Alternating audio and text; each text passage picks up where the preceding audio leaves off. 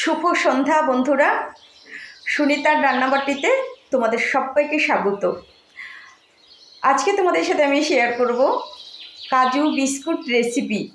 তো কাজু বিস্কুট রেসিপিটা আমি কী উপকরণ দিয়ে কিভাবে তৈরি করেছি, তো চলো প্রথম থেকে শেষ পর্যন্ত দেখার অনুরোধ রইল। তো চলো বন্ধুরা, সঙ্গে থেকো। তো চলো বন্ধুরা, কী উপকরণ নিয়েছি দেখে নেওয়া যাক। আমি নিয়ে নিয়েছি 2 কাপ মতো ময়দা, আর নিয়ে নিয়েছি সুগার পাউডার, আর এখানে রয়েছে বেকিং সোডা, আর রয়েছে বেকিং পাউডার, আর রয়েছে লবণ। তো এবার সব কিছু পরিমাণ মতো আমি দিয়ে তারপরে ময়দাটা ভালো করে মাখিয়ে নেব। আমি প্রথমে 1 চামচ মতো সুগার পাউডার নিয়ে নিচ্ছি।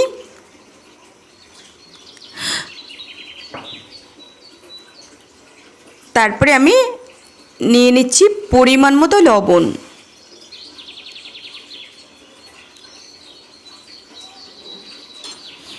এইবার আমি নিয়ে নেব বেকিং সোডা।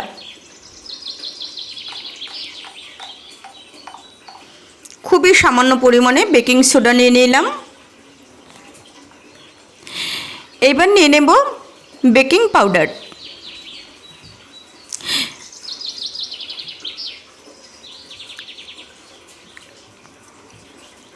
বেকিং সোডার থেকে বেকিং পাউডারটা একটু বেশি নিলাম।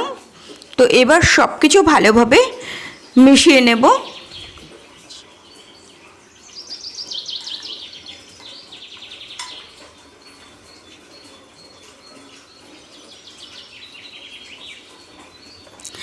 মিশিয়ে নিয়েছি। তারপরে এবার আমি ময়াম করার জন্য আমি নিয়ে নিচ্ছি 2 চামচ মতো ঘি।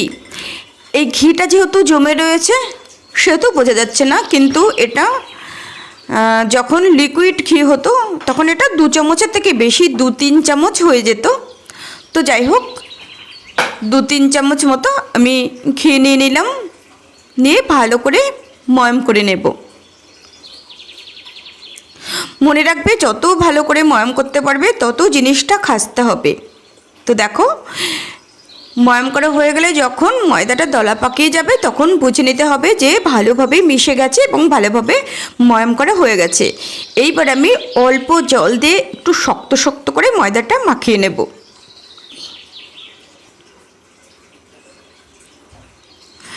দেখো বন্ধুরা, অনেকটাই শক্ত করে মাখিয়ে নিয়েছি, না হলে বিস্কুটটা খাস্তে হবে না, কাজু বিস্কুট।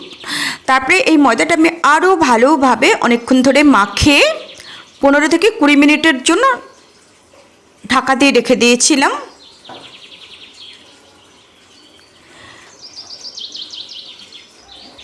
পনেরো থেকে 20 মিনিট ঢাকা দিয়ে রেখে দিয়েছিলাম। তারপরে এখন রুটির মতো মোটা করে বেলে নেব।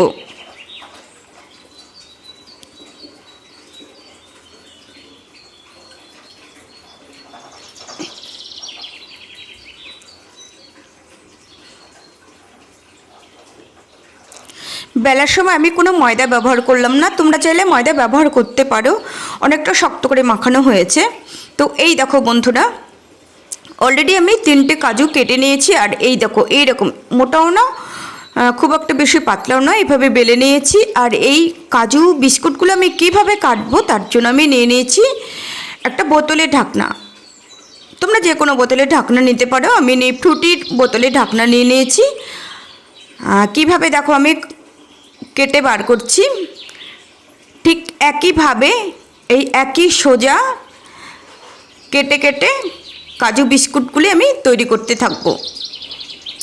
এক এক জায়গার থেকে এক একবার কাটলে কিন্তু এটা হবে না। আমি 2টো লাইন করে নিলাম।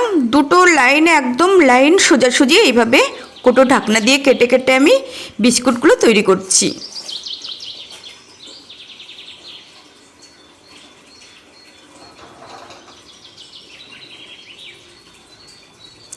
তো বন্ধুরা, তোমরা চাইলে তোমাদের ইচ্ছে মতো তোমরা সাইজ করতে পারো। তবে কাজু বিস্কুট সাধারণত এরকম ছোট ছোট হয়, তার জন্য আমি ছোট ছোট করে তৈরি করছি।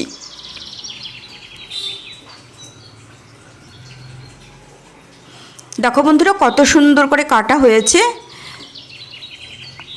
খুব সুন্দর লাগছে দেখতে।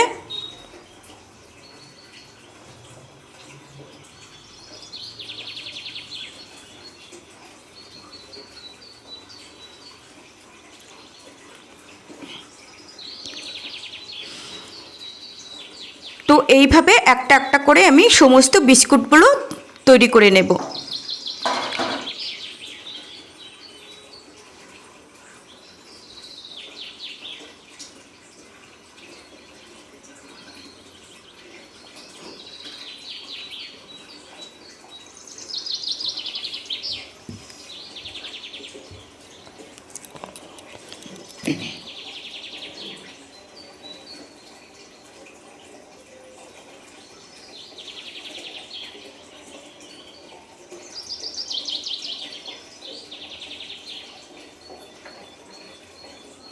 তো বন্ধুরা দেখো, আমি সমস্ত বিস্কুটগুলো তৈরি করে নিয়েছি।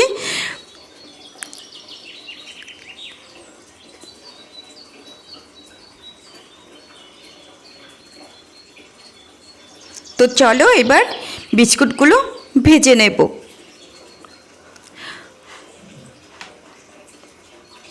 কড়াইতে তেল দিয়ে দিলাম।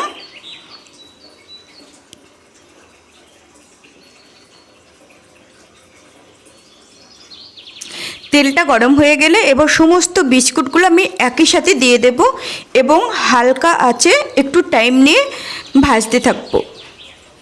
একদম আঁচটা লো করে দেবে, একটু টাইম নিয়ে অল্প আঁচে ভাজতে হবে। তো দেখো বন্ধুরা, কত সুন্দর কালার এসে গেছে, আর একটু ভাজা হবে।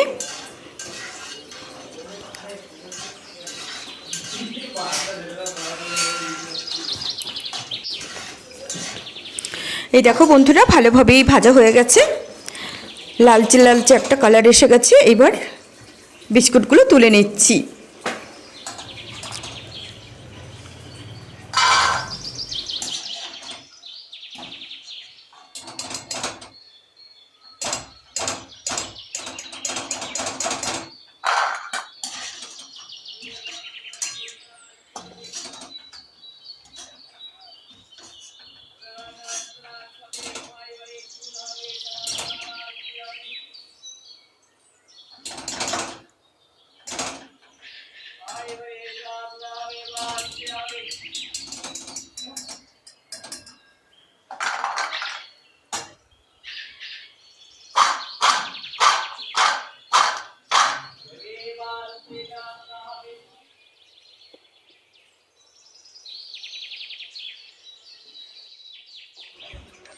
কেমন লাগলো বন্ধুরা তোমাদের কাজু বিস্কুট রেসিপিটা?